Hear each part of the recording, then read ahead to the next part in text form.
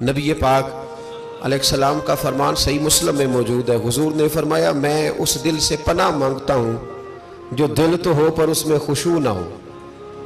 پناہ مانگتا ہوں اس دل سے، دل ہو پر وہ لگا ہوا ہی نہ ہو، نہ نماز میں لگے، نہ عبادت میں لگے، نہ وہ اللہ کے ذکر میں لگے۔ میں پناہ مانگتا ہوں ایسے دل سے۔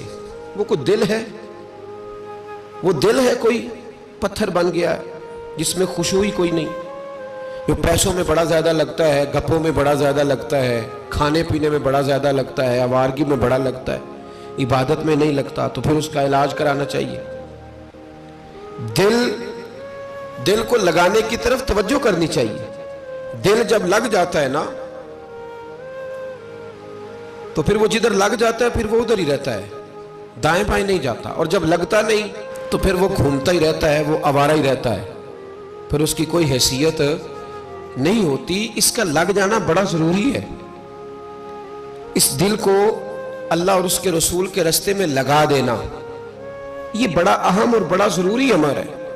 نہیں نہ لگے گا تو یہ خراب ہو جائے گا، بگڑ جائے گا۔ اس پر محنت کی ضرورت ہے۔ نبی پاک علیہ وآلہ وسلم سید عالم صلی اللہ علیہ وسلم کے جو غلام تھے نا، ان کا جب دل نہیں لگتا تھا تو دل کی شکایت کرتے تھے۔ ایک صحابی نے عرض کی حضور میرا دل سخت ہو گیا، نرم ہی نہیں ہوتا۔ محبوب علیہ السلام نے فرمایا تو یتیم کے سر پہ ہاتھ پھیرا کر، اللہ تیرے دل کو نرمی عطا کر دے۔ تو کسی یتیم کے سر پہ تیرا دل لگ جائے گا، اس میں نرمی آئے گی۔ یتیم کے سر پہ تو ہاتھ رکھے گا نا، جس کا باپ فوت ہو گیا، اس کے سر پہ تو ہاتھ رکھ، اللہ تیرے دل میں نرمی پیدا کرے گا۔ محبوب نے بیان کیا۔ حضرت جناب سیدنا سری سختی رحمت اللہ علیہ فرماتے میرا دل سخت ہو گیا تھا، میں بڑا پریشان رہتا تھا۔ حضرت معروف کرخی رحمت اللہ علیہ کی بارگاہ میں کئی دفعہ عرض کی، میں نے کہا بابا میں اس کا کیا کروں، یہ سخت ہو گیا۔ مہینوں ہو گئے یہ اللہ کے خوف میں نہیں رویا، سالوں بیت گئے حضور کی نعت سن کے نہیں رویا، اب تو کتنا وقت گزر گیا ہے، اسے مدینے جانے کے لیے بھی رونا نہیں آتا۔ حضور یہ سخت ہو گیا ہے، کوئی رحمت کی نظر ہو، خشکی سی آ گئی ہے، عجیب سی میل چڑھ گئی ہے۔ فرماتے کئی دفعہ میں نے خواہش کا اظہار کیا۔ ایک دن نا عید کا دن تھا تو حضرت معروف کرخی نے ایک چھوٹا سا بچہ انگلی کے ساتھ لگایا ہوا تھا، تو حضرت آ رہے تھے، تو میں نے کہا حضور آپ کدھر سے آ رہے ہیں، یہ بچہ کون ہے؟ فرمانے لگے یتیم ہے۔ سارے بچے عید والے دن اخروٹ کے ساتھ کھیل رہے تھے، بیچارے کے پاس اخروٹ کوئی نہیں، تو حضور آپ کیا کریں گے؟ تو حضرت معروف کرخی کہنے لگے پیسے تو میرے پاس بھی کوئی نہیں اخروٹ خرید کے دینے کے، میں یہاں سے کھجوروں کی گٹھلیاں چنوں گا، وہ گٹھلیاں بازار میں بک جاتی ہیں، میں یہ گلیوں سے گٹھلیاں چنوں گا اور چن کے میں نے کہیں بیچوں گا، اور جب میں انہیں بیچوں گا تو پھر یتیم کے لیے 2-4 اخروٹ خریدنے کے قابل ہوں گا، پھر میں اسے اخروٹ خرید کے دوں گا۔ پتہ نہیں کہاں کی بات سنا رہا ہوں میں آپ کو، اور پتہ نہیں کہاں کا ذکر کر رہے ہیں بابا جی۔ بچہ یتیم ہے، بچے اخروٹ سے کھیل رہے تھے، اس کے پاس اخروٹ کوئی نہیں۔ بابا آج کا پیر تو معرفت کی بات کرتا ہے، تو یتیم کے لیے گٹھلیاں چننے چلا ہے۔ آج کا پیر تو کہتا ہے میں اسی والے کمرے میں بیٹھ کے تمہیں بڑا عرش کے اعلیٰ کی بات بتاؤں گا، یتیم کے لیے گٹھلیاں چننا، مدرسے کے طلباء کی نوکری کرنا، یتیموں کا، غریبوں کا، ان مجبوروں کا خیال کرنا، یہ تو رواج ہی نہیں ہے آج کا۔ بابا تو کیا کہانی سنا رہا ہے؟ تو حضرت معروف کرخی کہنے لگے گٹھلیاں چنوں گا، پھر انہیں بیچوں گا، پھر جب کچھ پیسے ملیں گے نا تو میں اسے اخروٹ خرید کے دوں گا، اور فرمانے لگے جب یہ اخروٹ سے کھیل کر ہنسے گا نا تو اللہ میرے دل کو سکون عطا فرمائے گا۔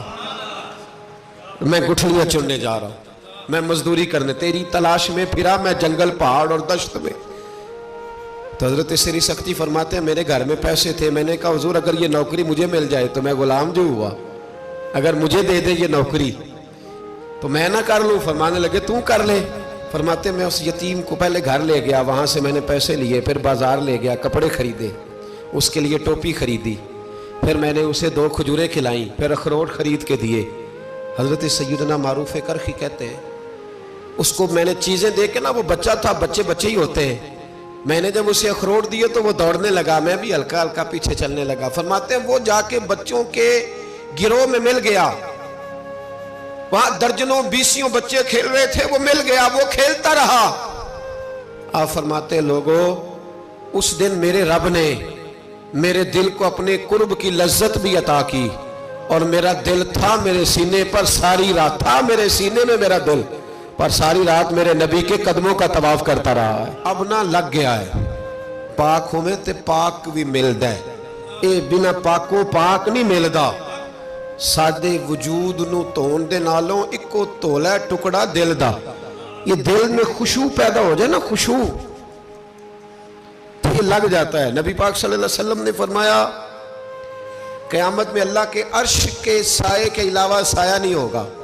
اللہ کچھ لوگوں کو اس دن اپنے عرش کا سایہ دے گا، ایک اس شخص کو بھی اللہ سایہ دے گا جو نماز پڑھ کے آ تو جاتا ہے پر دل اس کا مسجد سے لگا رہتا ہے۔ جس کا دل لگ گیا نا، وہاں دل، جس کا دل لگ گیا۔ حضرت ربیع بن خثیم رضی اللہ تعالیٰ عنہ ایک تابعی تھے، وہ کہتے ہیں میرے کسی نے دل میں بات ڈال دی کہ بس دل میں ڈال دی کہ نظریں جھکا کے رکھنی ہے، بس کسی نے دل میں بات کہ نظریں جھکا کے رکھنی ہے۔ 20 سال وہ آتے رہے حضرت عبداللہ ابن مسعود کے گھر، تو نظریں اس طرح جھکا کے رکھتے تھے، جب دروازے پہ دستک دیتے تھے نا تو حضرت عبداللہ ابن مسعود کی کنیز دیکھنے جاتی تو کہتی تھی حضور وہ آپ کا نابینا دوست نہیں، وہ نابینا وہ آیا دروازے پہ۔ حضرت بات سن کے ہنس دیتے۔